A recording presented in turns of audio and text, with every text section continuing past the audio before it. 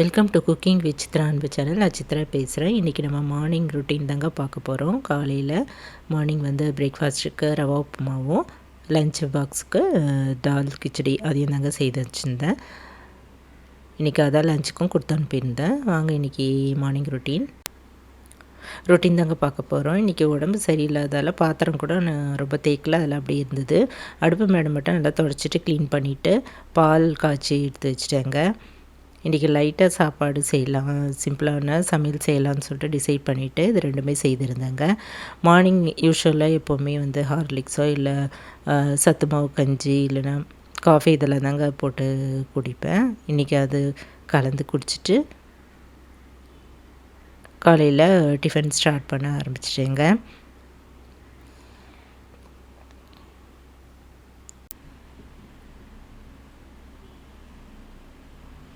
டால் கிச்சடிக்கு நம்ம 20 நிமிஷம் முன்னாடியே பச்சரிசி ஒரு அரை டம்ளருக்கு கொஞ்சம் குறைவாக பைத்தம்பருப்பு அதையும் ஒரு குக்கரில் போட்டுட்டு தண்ணி ஊற்றி நல்லா கழுவிட்டு ஒரு 4 டம்ளர் அளவு தண்ணி ஊற்றிட்டு 20 நிமிஷம் நல்லா ஊற வச்சுட்டேன்.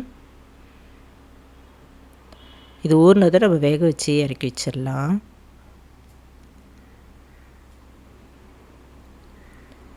இது நல்லா ஈஸியாக டைஜஷன் ஆகும். நல்லா ப்ரோட்டீனும் சேர்ந்தது கூட. நம்ம காய்கறிகள்லாம் சேர்த்து தானே பண்ணுறோம், அதனால் இது ரொம்ப நல்லது. இது நான் முதல்லையே ஊற வச்சுட்டேங்க. அடுத்து நம்ம நாள் நைட்டே அந்த காய்கறிகள்லாம் கொஞ்சமாக உப்புமாவுக்கும் இந்த டால் கிச்சடிக்கும் சின்ன சின்ன பீசஸாக பீன்ஸு, கேரட்டு, உருளைக்கிழங்கு, பட்டாணிலாம் அரிஞ்சு ஒரு பாக்ஸில் போட்டு எடுத்து வச்சுட்டேன்.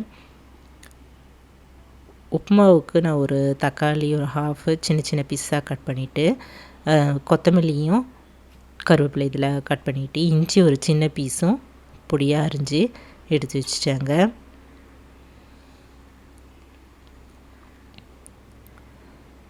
இது போல் சீவி எடுத்து வச்சுட்டேன்.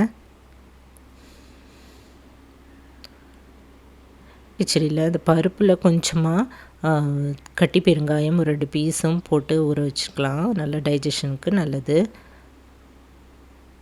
இப்போ உப்புமாவுக்கு ஒரு 4 ஸ்பூன் அளவு ஆயில் ஒரு கடாயில் ஊற்றிட்டு கடுகு ஒரு அரை டீஸ்பூன் அளவு பொரிஞ்சதும் இந்த காய்கறியெல்லாம் போட்டு வதக்கிட்டு 2.5 டம்ளர் அளவு தண்ணி ஊற்றிக்கலாங்க. 1.5 டீஸ்பூன் அளவு உப்பு சேர்த்துட்டு நல்லா கொதிக்க வச்சுக்கலாம், மூடி வச்சிடலாங்க. இந்த காய்கறிகள்லாம் நல்லா வெந்த பிறகு ரோஸ்ட் பண்ண இந்த வறுத்த ரவை இதில் போட்டுட்டு கொஞ்சம் கொஞ்சமாக போட்டுட்டு நல்லா கிளறிக்கலாம். இந்த ரவை கூட நான் நாள் நைட்டே வறுத்து ரெடி பண்ணி எடுத்து வச்சுட்டேங்க. ஏன்னா காலையில் நம்ம அவசரமாக எதுவுமே பண்ண முடியாது, அதனால் கொஞ்சம் பிஃபோராகவே இதெல்லாம் நம்ம ரெடி பண்ணி தயார் பண்ணி ஃப்ரிட்ஜில் எடுத்து வச்சுட்டா மறுநாள் சமையலுக்கு ஈஸியாகவும் முடிஞ்சிடும். இப்போ இந்த பருப்பும் அரிசியும் நல்லா ஊறிடுச்சு. இதில் நான் கொஞ்சம் பட்டாணி, உருளைக்கிழங்கு, பீன்ஸு, கேரட்டு எல்லாமே போட்டுட்டு 1.5 டீஸ்பூன் அளவு உப்பு, 1/4 டீஸ்பூன் அளவு மஞ்சத்தூள் போட்டு மூடி வச்சுட்டேங்க. இப்போ இந்த உப்பு மாவு நல்லா வெந்துருச்சுங்க. ரவையும் எல்லாம் ஒன்று சேர்ந்து வந்துடுச்சு. கொஞ்ச நேரம் இது போல் கிளறிட்டு மேலே 1 ஸ்பூன் அளவு நெய் ஊற்றிட்டு 2 நிமிஷம் அடுப்பில் வச்சு இருந்துட்டு இறக்கி வச்சுட்டேங்க. காலை டிஃபனுக்கு நல்லா சாஃப்டான வெஜிடபிள் உப்புமா தயாராகிடுச்சுங்க. இதில் நான் வெங்காயம் எதுவுமே சேர்க்கலைங்க. இன்றைக்கி சமையலுக்கு எதுவுமே வெங்காயம்லாம் ஆட் பண்ணலை. லைட்டாக இருக்கட்டும் அப்படின்னு சொல்லிட்டு தான் நான் சிம்பிளான சமையல் தான் செய்திருந்தேன்.